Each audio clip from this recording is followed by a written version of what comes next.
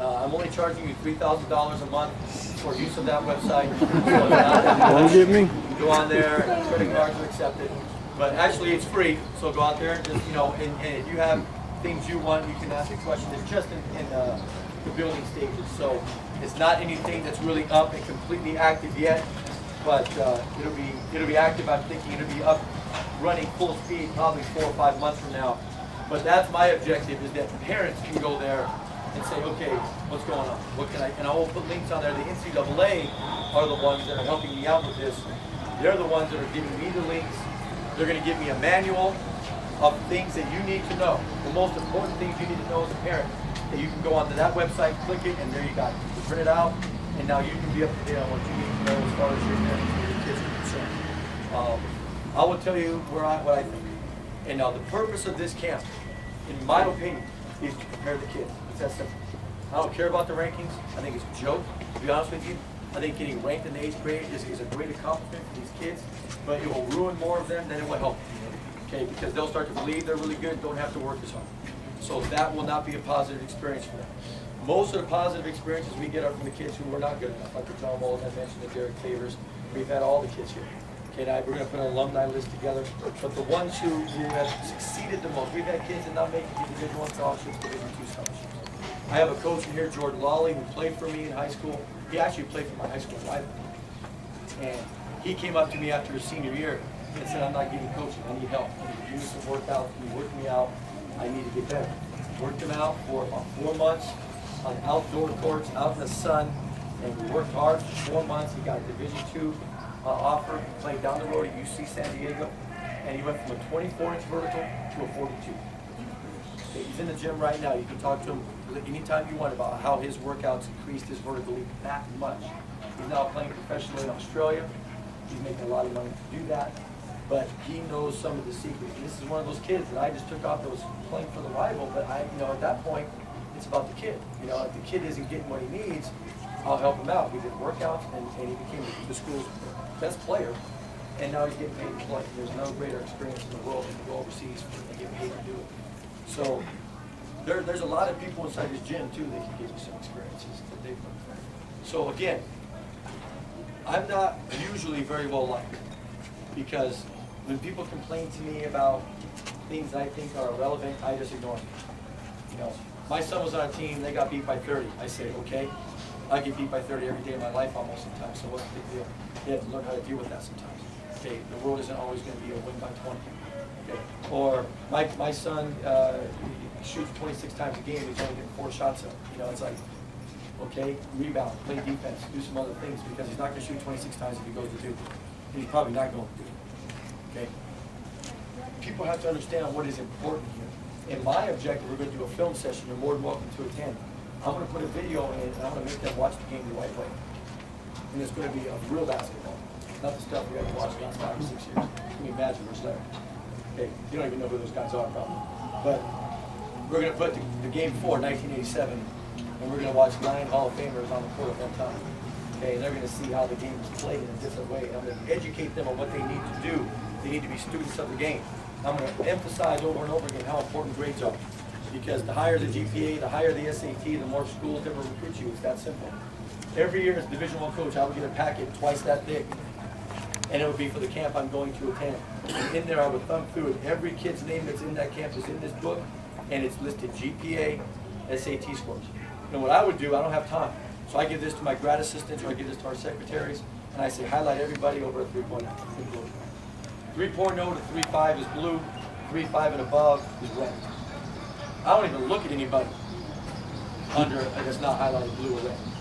2.7, if you get a 2.7 in high school, where you are in a controlled environment, where you go home every day and you have parents overlooking you, and you are in a classroom where teachers probably are there to try to get you to graduate because they want their graduation rates to go up. They're going to do everything they can. I've been a teacher, I know how it works. Okay, they're not going to fail the kids, they're going to try and push them through. Okay, if you're getting a 2.7 in a controlled environment, what do I think you're going to get when you go to college when you're unsupervised? There's women everywhere, there's girls everywhere, and the coaches have too many other things to worry about than worry about where you are.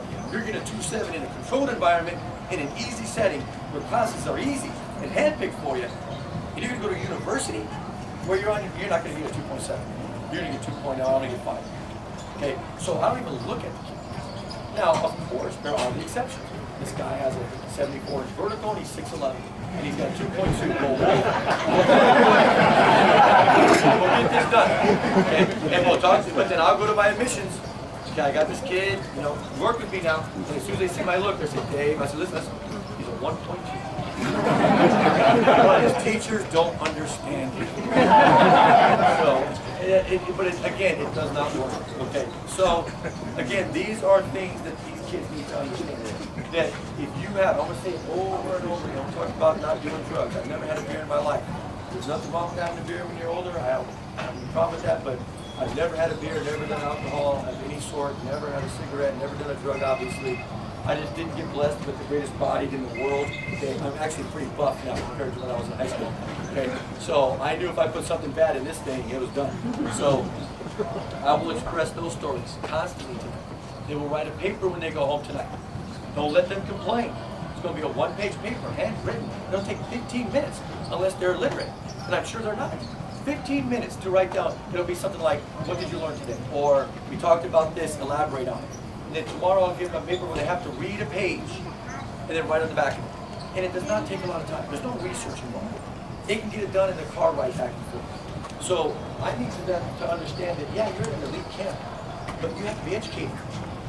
Just because you're a great basketball player doesn't mean you have to have the ability to write a paper. And that's valued here, and that's what we're going to, and I collect every paper. And as they come through, if they don't have a paper, they don't come in.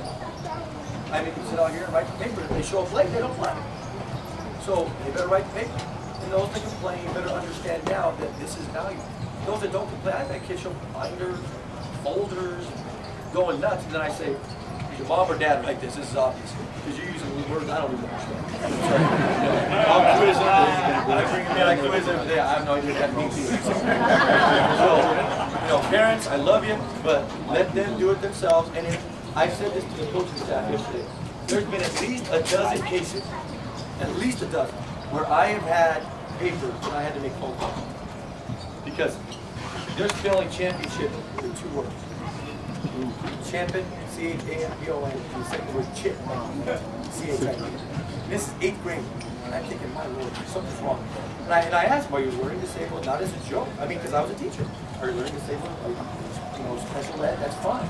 But when they say no, they're normal classes, then something's wrong. So I talked to his AAU coach, I talked to his parents, and I talked to the school. And I said, as a school teacher, you can't have 8th graders, you can't spell the word championship. That's not right. And maybe he needs to be tested and put into a different class because he's not getting an education. I feel bad for the kid. So that's a reason why we do the papers. We do it because we want them to learn that it's not just about how good you are. I need to emphasize academics.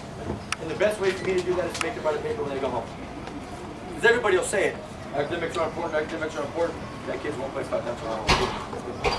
No, it doesn't work that way. Because down the line, they're going to fail in life. And we do not want that.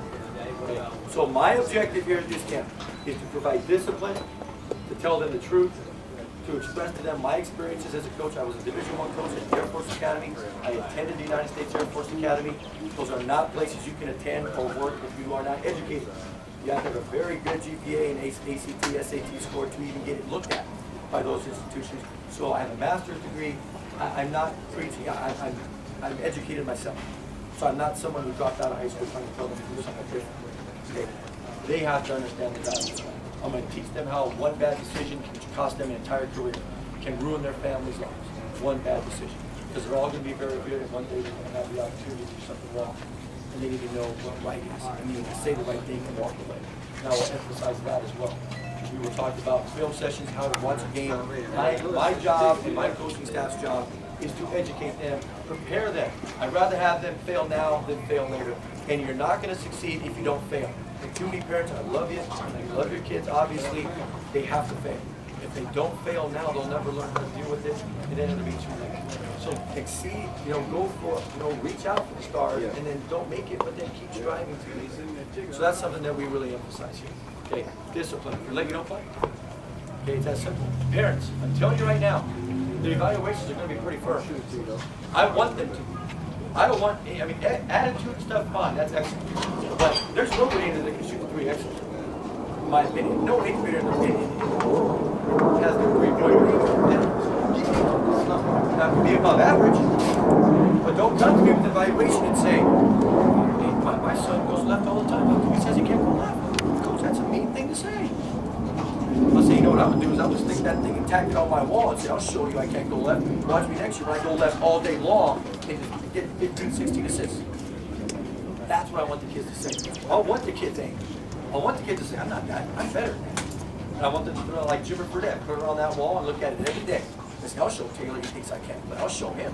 And then when he goes up and puts his little hat on, he can yell at me all he wants. And just give me some free tickets once in a while. Yeah. He goes and talks to David Stern, he sits there and says, yeah, when I was at Phenom, Taylor said I couldn't go left. How you like me now? Hey, I'll sit there and say, I like you a lot. Hey, you got it done. You can go left, obviously. So we are not here to babysit. Some of the things are going to be harsh. What I want from you is to teach those kids the same way we are. And most of you will. And say, listen, work on it. Maybe it's not true, but that's what they thought. So fix it. Do something about it. Okay? So that is my goal here. I want them to leave here and say, that's what it's like. Coaches are like that. Coaches are yelling at you if you show up late. Coaches make you run if you don't pick up your trash. Coaches are talking about education and not doing drugs. And is that what it's really like? Because on my team, I can come and go as I please. I fly in, I play, I fly out. That's not the way you really is. So again, that's my objective in here. There are some kids in here that are very talented that have never been pushed and never been disciplined. Then there are some that aren't very talented, that's all they do. Those would be the ones that will be successful. So I don't know any kids, I don't know the rankings, it's not my job to do that. Everybody's equal in there. I love these kids. Usually at the end of every camp, it's a great goodbye because the kids are great. Believe it or not, the kids will go as hard as you make them. And they know, I guarantee you, I'll be shocked if someone's late. I'll be shocked if someone has a paper. These kids know where the line is and they know this guy's not joking. They won't screw up. If they know there's a fuzzy line, they'll push that thing as far as they can until the point where someone gets hurt. So the kids are awesome. They always will give you the best. They always have given me the best. We've had issues here. Most of the issues here are with parents who think their kids are better than they are. And they think that their son in the 8th grade is the next Michael Jordan. And it's like, you need to relax. I had a parent say to me one time, we came here and his friend didn't make the All-Star team. Now, if he's not going to be in the All-Star team, I'm not going to let my boy. His boy was one of the better players on camp. I said, you are formally dismissed, and so are you. And in the scouting report, it will be mentioned. This conversation will be in the report. And I will do everything I can to make sure everyone knows who this guy is. 15 minutes later, he came up and apologized, offered me a bribe, did everything in his power to reverse my decision. And I said, no, decision's been made. I don't go back to my word. You are out. You won. But you understand now that you have become cancer. And I'll make sure you need to change your ways and learn from this as a parent. And understand that I'm not the guy that you do this to. You can't just go around threatening people saying if your boy don't get in the All-Star game, that you're going to boycott it. It doesn't work here. And there's a dozen stories like this. Parents smashing tables, parents throwing things, my son, this and that, and the kids see that, and it's just, you don't understand. I've seen kids out here on the grass crying because the parents are ripping them. You know, I've seen entourages yell, shoot it, shoot it. Now, as a Division I coach, I was sitting in the bleachers watching kids. We watched parents, trust me. And if I see the parents in the stands say, shoot it, I'm like, because he's not going to shoot it, and I don't want a parent calling me, asking me why he's not getting more shots at. Okay, I don't have time. He's good, but I can find him somewhere else, or a dime a dozen. Okay, unless your son is 6'10" or above, I can find you anywhere. I can find a 6'8" guy, I can find a 6'7" guy, I can find a 5'10". I can find those in the mall right around the corner. I do not need to put up with it. Now, if you're 6'10", 48 inch vertical, I might have to deal with some putting up. Okay, that's just the reality of it. That's the reality of it. But otherwise, be careful, because you are being watched. Trust me, I know you don't want to trust me. I know it. Let me give you another story. I just got back from the best of summer. I'm always traveling. A parent grabs me as I'm walking through, and I got this stupid headset on. I'm communicating with the other people. I'm getting this person out. It's a very intense NCAA certified event or a joke. And the parent grabs me and pulls me to the side and says, I was at your feet on me. And I don't know. I have no idea. You know, so I'm like, oh, well, great. Hopefully I get experience. I was at Phenom. I thought you were a jerk. You were arrogant. talk like you were this and that. And you gave that parent meeting, and I was like, man, who's this guy? She said, everything you said was true. My son, I had to remove him from this team because it was like this. And now that my son, because I was with his son, her son was 7th grade, 8th grade. Now his son's 11th grade. And she's like, that's exactly what you said. I wish I could go back to San Diego and just tell the parents, take care of them, they all will, to just listen. Because everything you said happened. Everything you said. So that's my point. Okay, and that's, you might not like what I'm saying, you might not believe what I'm saying, but when your son, if you haven't gone through it, when he becomes recruitable, you will see some things. And you need to be very careful. You need to be very careful of who you're dealing with. Okay? Some of the things we always get asked. Parents ask me, should I transfer my son to a better team? You do that, you put a red flag up. Just this last weekend, I had an NCAA rep. The NCAA rep said, this kid's played on 3 high schools in 3 years. So we're watching him closely. He's not going to be eligible anymore. Transcripts are a mess, and he's got recruiting issues, and he's got an entourage. Okay? My opinion, again, if your son plays in the middle of Montana, on a farm, population 4, and he can play, I'm going to go into my coach's staff meeting. My coach is going to say, DT, there's a kid in Montana that can play. You need to rent a tractor and get out there. And you need to watch him. His high school has 5 students. They play in a league where everyone's 5'6" or below, and this kid's 6'2".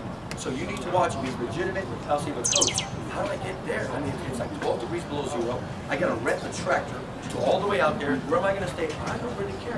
You're being paid to bring him to me. Go get him. It doesn't matter where your son is. We'll find him. If he's good, he has to come to these kinds of things. Doesn't matter what high school he's at. Okay, you can believe me or not. I would rather have my son go to an average team and bring them to the playoffs and lose in the first round than go to a basketball factory, sit there as a 6th, 7th, 8th man, not really having a role and win a championship. Then he's not going to excel. He's not going to learn. I went to a high school that never made the playoffs. I had to do everything. I was a point forward center. And we made it to the playoffs and lost. We got killed. Okay, but I got a scholarship. If I had gone to Modern Day or one of these other schools, I'd have been a below average player, sat at the end of the bench, never been seen. Do not get full of that kind of hype machine that I got to send my son to a basketball factory. He's got to go play at this school. You're just going to ruin the kid. You really are. Let the kid go where he wants to go, where his friends are, where the education is best. Wherever your son is, if he can play, we'll find him. Don't think that, well, if he doesn't play at this school, we'll never, no. Trust me, the word gets out. Okay, and the college coaches know too. Hey, where are you going? They'll say, oh yeah, this kid in Montana, he's not. Yeah, well, he's horrible. Then he goes, cook it, and they all go flying out there. You've got 9 coaches in there in a tractor watching the kid play. Okay? It's like, watch the movie Blue Chips. Not realistic, not 100% realistic, but it's a pretty good movie. Shaq's in it, Barry Penny Hardaway, Nick Nolte, all the college coaches. It's realistic. Okay, if you're out there, we'll find you. Okay, but you don't need to transfer. My opinion, okay, the tournaments you guys go to, the money you spend is a waste. It's an absolute waste. Your kids play 5 games for every legitimate practice they have. In Europe, it's reversed. In Europe, it's 10 legitimate 2-hour hardcore drill session practices to every game they play. Why do you think they're passing us up? Here, you send your kids all over the country. They play 3 games on Saturday, 2 on Sunday, 3 on Friday, 2 on Saturday, 3 on Sunday. They're playing 9 games wrong. I mean, think about the logic. If I give you a math test, I taught math. If I give you a math test and you do it wrong, and you answer every question wrong, and I say, good job, here's the next test, and you keep doing it wrong, pretty soon you can't add. If your kids are playing the game and they're not playing right, their fundamentals are poor, they're bringing their feet together, they're standing up, they don't see man and ball, they're not good on team defense, they can't set a screen and pivot, they have no back to the basket moves, they can't shoot a jump hook, they don't have good form, then they're just learning the game the wrong way. It's getting emphasized over and over again. And then they can't get fixed. And then they get